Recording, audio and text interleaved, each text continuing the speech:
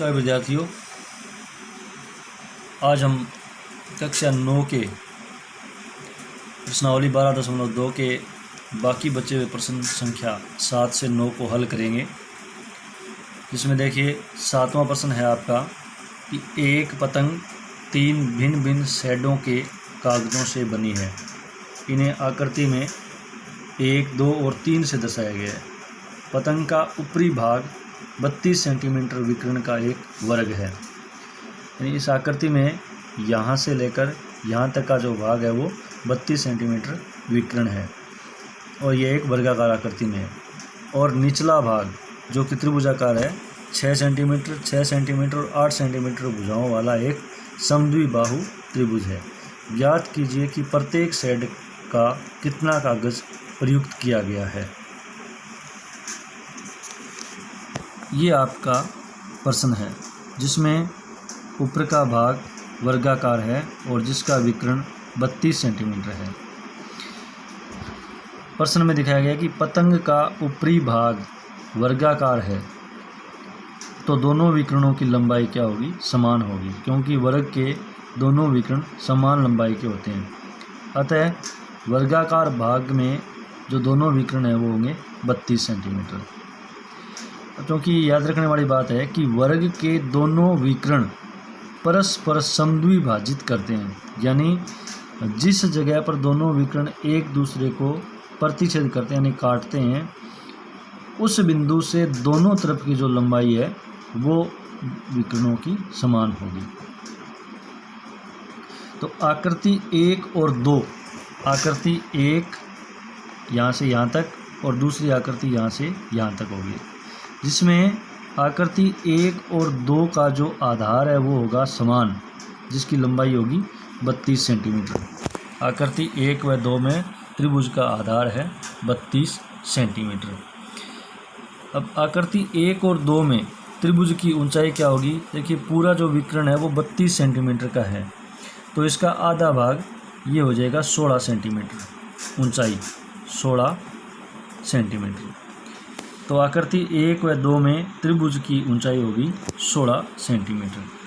अब हम आकृति 1 का क्षेत्रफल ज्ञात करेंगे, तो इसमें सूत्र लगेगा 1/2 गुणा आधार गुणा ऊंचाई, क्योंकि यह समकोण त्रिभुज हो गया। समकोण त्रिभुज है इसलिए इसका सूत्र लगेगा 1/2 गुणा आधार गुणा ऊंचाई। सूत्र में मान रखते हैं 1/2 गुणा आधार 32 सेंटीमीटर और ऊंचाई है 16 सेंटीमीटर। 2 से 16 को काट देंगे तो 8 आएगा, 32 को 8 से गुणा करेंगे तो 256 वर्ग सेंटीमीटर। अब देखिए आकृति 1 और 2 दोनों समान है, तो आकृति 2 का जो क्षेत्रफल है वो आकृति 1 के बराबर आएगा, तो आकृति 2 का क्षेत्रफल भी होगा 256 वर्ग सेंटीमीटर। तीसरी आकृति है समद्विबाहु त्रिभुजाकार, जिसकी 2 भुजाएं 6 सेंटीमीटर हैं और एक भुजा 8 सेंटीमीटर है। अब इसको हम हीरोन के सूत्र के द्वारा हल करेंगे। तो हीरोन का सूत्र होगा s गुणा s माइनस a गुणा s माइनस b गुणा s माइनस c और उसका अंडर रूट। यहाँ a बराबर 6, b बराबर 6 और c बराबर 8। सबसे पहले हम s का मान ज्ञात करेंगे, तो s बराबर a plus b plus c बट्टे 2, यानी s का मान होगा 6 प्लस 6 प्लस 8/2 20/2 यानी 10। s का मान यानी त्रिभुज का अर्ध परिमाप आएगा 10 सेंटीमीटर। सूत्र में मान रखेंगे तो 10 गुणा 10 माइनस 6, 10 माइनस 6 और 10 माइनस 8, 10 गुणा 4 गुणा 4 गुणा 2। अब इनको अभाज्य गुणनखंड के रूप में विभाजित कर लेंगे। तो 10 के अभाज्य गुणनखंड होंगे 2 गुणा 5, 4 के होंगे 2 गुणा 2, 4 के होंगे 2 गुणा 2 और गुणा में 2। अब देखिए 2 का जो अंक है वो यहाँ 1, 2, 3, 4, 5 और 6 बार आया है, तो हम 3 बार 2 का अंक बाहर ले लेंगे यानी वर्गमूल ज्ञात करते हुए, और 5 का जो अंक है वो अंडर रूट के नीचे रहेगा। तो इसका क्षेत्रफल आएगा 8 गुणा अंडर रूट 5 वर्ग सेंटीमीटर। अब यदि हम 5 का मान निकालते हैं, वर्गमूल 5 का वर्गमूल निकालें तो 5 का वर्गमूल होगा 2.24 लगभग। 2.24 को अगर 8 से हम गुणा करेंगे तो इसका क्षेत्रफल आएगा 17.92 वर्ग सेंटीमीटर।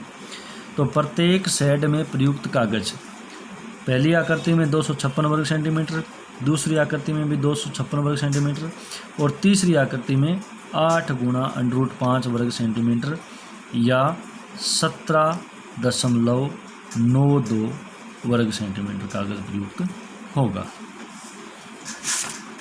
8वां प्रश्न देखिए। 8वें प्रश्न में है कि फर्श पर एक फूलों का डिजाइन 16 त्रिभुजाकार टाइलों से बनाया गया है, यानी टाइलों की संख्या है 16 और जिसका आकार है त्रिभुज के आकार, जिनमें से प्रत्येक की भुजाएं 9 सेंटीमीटर, 28 सेंटीमीटर और 35 सेंटीमीटर है, जैसा कि आकृति में दिखाया गया है।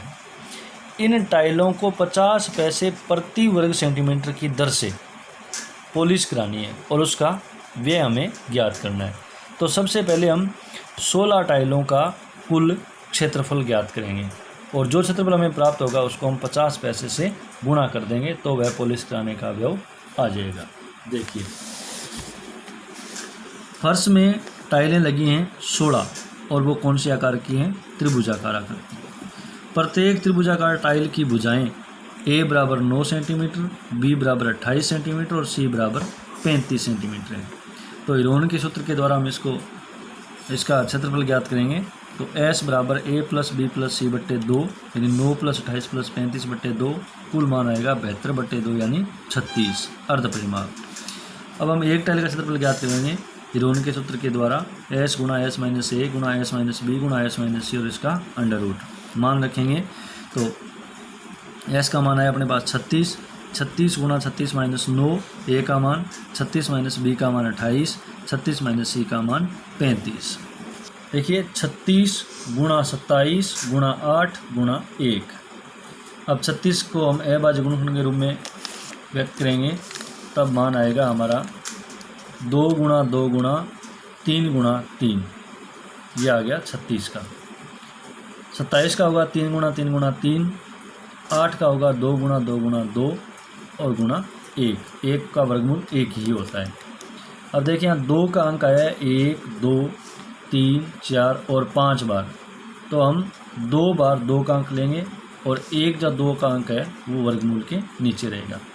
3 का अंक आया यहाँ 1 2 3 4 5 बार, तो 3 को हम 2 बार बाहर ले लेंगे और 1 3 का अंक वर्गमूल के नीचे रहेगा। अब इसका कुल गुणनफल होगा 2 गुणा 2 यानी 2 2 4, 4 3 12, 12 3 36, 36 गुणा √6। √6 का मान होता है 2.45, जिसको 36 से गुणा कर देंगे तो मान आएगा 88.20 वर्ग सेंटीमीटर। ये 88.20 वर्ग सेंटीमीटर मान आए अपने पास एक टाइल का और कुल टाइलें लगी हुई हैं 16। तो 16 टाइलों का कुल क्षेत्रफल होगा 16 गुणा 88.20 यानी 1411.20 वर्ग सेंटीमीटर 16 टाइलों का कुल क्षेत्रफल आ गया। अब एक टाइल पर पॉलिश कराने का जो व्यय है वो है 50 पैसे। तो क्योंकि 1 वर्ग सेंटीमीटर टाइल पर पॉलिश कराने का व्यय 0.50 पैसे, अपने पास कुल क्षेत्रफल है 1411.20 वर्ग सेंटीमीटर। तो 1411.20 वर्ग सेंटीमीटर टाइलों पर पॉलिश कराने का कुल व्यय होगा 1411.20 गुणा 0.50। तो इससे गुणा करने के बाद में हमारा उत्तर आएगा 705.60 यानी 705 रुपये 60 पैसे। ये हमारा उत्तर होगा। अगला प्रश्न है 9 नंबर, जो कि इस प्रश्नावली का आखिरी प्रश्न है, जिसमें दिया गया है कि एक खेत समलंब के आकार का है। समलंब क्या होता है कि वह चतुर्भुज जिसकी आमने सामने की 2 भुजाएं समांतर हों और 2 भुजाएं असमांतर हों, जिसकी समांतर भुजाएं 25 मीटर और 10 मीटर हैं, इसकी असमांतर भुजाएं 14 मीटर और 13 मीटर हैं। तो इस खेत का क्षेत्रफल ज्ञात कीजिए। देखिए, इस खेत को हम एक चित्र के द्वारा निर्धारित करते हैं। हम मानते हैं कि ये एक पूरा खेत है यहाँ से यहाँ तक, जो कि समलंब के आकार का है, जिसकी एक भुजा 14 मीटर, दूसरी 10 मीटर, तीसरी 13 मीटर और चौथी 25 मीटर, जिसमें 25 मीटर और 10 मीटर दोनों आमने सामने की जो भुजा है वो समांतर हैं, जबकि 14 मीटर और 13 मीटर दोनों असमांतर भुजाएं हैं।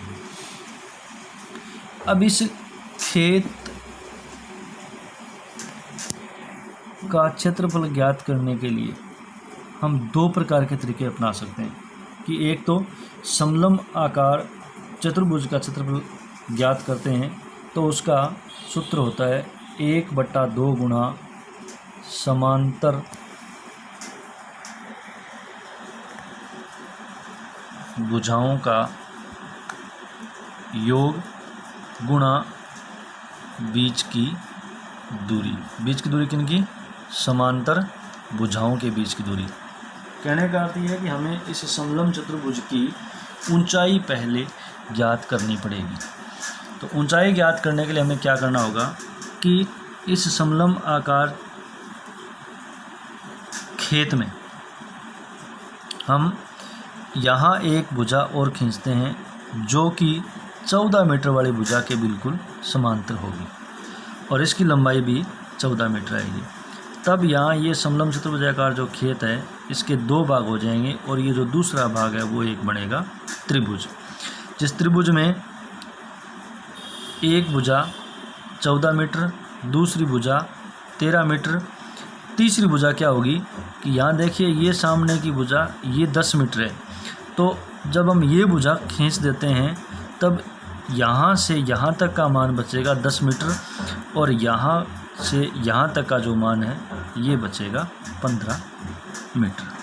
तो ये एक त्रिभुज क्या करते हैं प्राप्त हो गई जिसकी तीनों भुजाएं हमारे पास ज्ञात हैं। तो सबसे पहले हम हीरोन के सूत्र के द्वारा इस त्रिभुजाकार भाग का क्षेत्रफल ज्ञात करेंगे। देखिए किस प्रकार से कि त्रिभुज का क्षेत्रफल S गुणा S माइनस A गुणा S माइनस B गुणा S माइनस C। S बराबर A plus B plus C बटे 2। A का मान 15, B का मान 14, C का मान 13। तीनों भुजाओं को हम जोड़कर 2 का भाग लगाएंगे तब हमें राशि प्राप्त होगी 21। क्षेत्रफल ज्ञात करेंगे तो 21 गुणा 21 माइनस 15, 21 माइनस 14, 21 माइनस 13। मान आएगा अपने पास 21 गुणा 6 गुणा 7 गुणा 8। 21 को हम अभाज्य गुणनखंड में बदलेंगे तो होगा 3 गुणा 7, 6 का होगा 2 गुणा 3, 7 का 7 और 8 का होगा 2 गुणा 2 गुणा 2। 2 का अंक इसमें आया 1 2 3 4 बार, तो हम 2 बार 2 का अंक लिखेंगे। 3 का अंक 1 2 2 बार आया तो 1 3 का अंक लिख देंगे। 7 का अंक भी 2 बार आया तो 1 7 का अंक लिख देंगे। इनको गुणा करेंगे तो ये आएगा 84। यानी ये आ गया त्रिभुजाकार भाग का क्षेत्रफल 84 वर्ग सेंटीमीटर। अब हमें यहाँ त्रिभुज की ऊंचाई ज्ञात करेंगे क्योंकि जो त्रिभुज की ऊंचाई है वही समलंब चतुर्भुज की या यूँ कहेंगे कि त्रिभुज आकार भाग निकालने के बाद में जो समांतर चतुर्भुज बचता है उसकी ऊंचाई होगी। तो त्रिभुज की ऊंचाई कैसे ज्ञात करेंगे? त्रिभुज की ऊंचाई होते हैं, इसका सूत्र होगा 2 गुणा क्षेत्रफल बट्टे आधार। तो 2 गुणा क्षेत्रफल है 84 और बट्टे आधार है इसका 15। तो 84 को 2 से गुणा करेंगे 168 बट्टे 15, 15 का भाग लगाएंगे तो ये आएगा 11.2 मीटर। यानी इस समलंब चतुर्भुज की जो ऊंचाई है वो ऊंचाई आ गई हमारे पास 11.2 मीटर। अब दूसरा भाग इसका बचा है समांतर चतुर्भुज। समांतर चतुर्भुज का क्षेत्रफल होता है आधार गुणा ऊंचाई। आधार इसका 10 और ऊंचाई 11.2, तो 10 गुणा 11.2 तब ये मान आएगा हमारे पास 112 वर्ग मीटर। अब देखिए कि समलंब आकार जो खेत था उसका कुल क्षेत्रफल कितना हो जाएगा। खेत का क्षेत्रफल समांतर चतुर्भुज आकार भाग का क्षेत्रफल आया 112, त्रिभुज का क्षेत्रफल आया 84, दोनों का कुल हो गया 196 वर्ग मीटर। यदि हम इसको समलंब चतुर्भुज के सूत्र से ज्ञात करते हैं तो यहाँ हम लिख देंगे समलंब चतुर्भुज का क्षेत्रफल बराबर 1/2 गुणा समांतर भुजाओं का योग गुणा समांतर भुजाओं के बीच की दूरी। तो 1/2 गुणा समांतर भुजाएं हैं इसकी 10 प्लस 25 और गुणा में बीच की दूरी है 11.2 वर्ग मीटर। अब यदि इसको हम गुणा करते हैं तो 1/2 गुणा 10 और 25 हो गए 35 और गुणा में 112/10, क्योंकि दशमलव का हमने यहाँ लिया 1 और दशमलव के बाद 1 अंक है तो 1 0। 2 से 112 को डिवाइड करते हैं तब आएगा 56 ये 5 से कटेगा, 5 दूए 10 और 7 पंजे 35, 2 को 56 से फिर काट देंगे तो ये आएगा 28, यानी मान बचा अपने पास 28 गुणा 7 वर्ग मीटर। 28 को 7 से गुणा कर देंगे, 7 8 56, 7 2 14 और 5 19, 196 वर्ग मीटर। यानी जो सुविधा अनुसार आपको जो तरीका आपको अच्छा लगे, जो तरीका आपको सरल लगे, आप उसी तरीके से इस समलंब आकार खेत का क्षेत्रफल ज्ञात कर सकते हैं। धन्यवाद।